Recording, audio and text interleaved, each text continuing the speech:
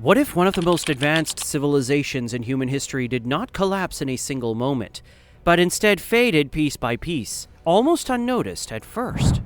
Deep in the tropical forests of Central America, enormous stone cities once stood above the canopy. Towers and temples rose into the sky. Rulers carved their achievements into monuments. Astronomers tracked the stars with remarkable precision. For centuries, this world was stable, organized, and thriving. Then, over the course of just a few generations, something changed. Cities were abandoned, monuments stopped being built, entire regions lost their population. No single event explains it. No final battle marks the end. So what actually happened to the Maya? To understand the mystery, we need to go back more than 1,000 years, into what is now southern Mexico, Guatemala, Belize, and parts of Honduras.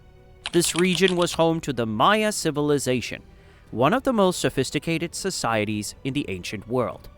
At powerful city-states like Tikal and Copán, tens of thousands of people lived in dense urban centers, surrounded by farmland and forest. These were not isolated towns. They were part of a network of competing cities, each ruled by its own king, each with its own identity, alliances, and rivalries. The Maya developed a writing system capable of recording complex historical events. They used mathematics that included the concept of zero. Their calendar systems were extremely precise. Their architecture included massive pyramids, ceremonial plazas, and palaces that still stand today. For centuries, the system worked. Kings ruled, cities grew, and monuments recorded the passage of time. But sometime in the late 8th century, the rhythm of Maya life began to shift. Inscriptions that had once been carved regularly into stone started to become less frequent. In some cities, they stopped completely. Construction slowed down. In certain places, it came to a halt. By around 900 CE, many of the great cities in the southern lowlands had been largely abandoned. This moment is often described as the Maya collapse. Though that word can be misleading, it was not a sudden fall. It was a gradual unraveling, and it did not affect all regions in the same way. While southern cities declined, northern centers like Chichén Itzá continued to grow and thrive. That uneven pattern is one of the key clues. It suggests that whatever happened was not a single disaster, but a combination of pressures that affected different regions in different ways. So what were those pressures? One of the first factors to consider is population. By the late Classic period, Maya cities had grown significantly. Large populations required steady food production, and to meet this demand, the Maya expanded their agricultural systems. They cleared forests to create farmland. They built terraces on hillsides. They drained wetlands to make them usable for crops. These were advanced and effective techniques, but they pushed the environment close to its limits. Over time, soil could become less fertile. Repeated farming without enough recovery could reduce productivity. Feeding large populations became more difficult, especially if conditions changed. This brings us to another piece of the puzzle: the environment itself. The Maya lowlands do not have many large rivers. Instead, people relied heavily on seasonal rainfall. Cities often depended on reservoirs that collected rainwater during wet seasons and stored it for dry periods. At the same time, deforestation was increasing. Trees were cut for construction, for fuel, and to clear land for agriculture. With fewer trees, the landscape may have changed in subtle but important ways. Soil became more vulnerable to erosion. Water retention decreased. Local climate conditions may have shifted. These changes alone would not have caused the collapse, but they created a system that was more fragile, more dependent on stable conditions, and then those conditions appear to have changed. Scientific studies of lake sediments and cave formations have revealed evidence of prolonged droughts in the Maya region between about 800 to 1000 CE. These were not short dry spells. They were extended periods where rainfall dropped significantly. In some areas, precipitation may have decreased by as much as 30 to 50%. For a society dependent on rain-fed agriculture, this would have been a serious challenge. Reservoirs could run low or dry, crops could fail, food shortages could become widespread. Drought does not explain everything, but it likely acted as a major stress factor, especially when combined with existing environmental strain. At the same time, the political landscape was becoming more unstable. Maya inscriptions, once deciphered, revealed a history filled with alliances, rivalries, and warfare. In the late Classic period, evidence suggests that conflicts became more frequent. City-states competed for power and influence. Capturing rival rulers was a major objective in warfare. Victory brought prestige, while defeat could weaken a city's position. Archaeological evidence supports this picture. Some cities show signs of fortifications, others appear to have been burned or rapidly abandoned. Warfare could disrupt trade routes, damage infrastructure, and force people to flee. In a time of environmental stress, increased conflict would make survival even more difficult. Another important factor is the role of kings. Maya rulers were not just political leaders, they were seen as intermediaries between the human world and the gods. Their authority was tied to their ability to maintain order, ensure agricultural success, and perform rituals that sustained the balance of the universe. If crops failed and drought persisted, people may have begun to question their rulers.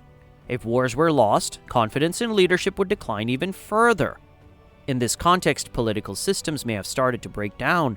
Without strong leadership, cities could lose cohesion, social structures could weaken. This may help explain why monument building declined. Stelae often celebrated rulers and their achievements. When those systems faltered, the production of such monuments stopped. Trade also played a role in the Maya world.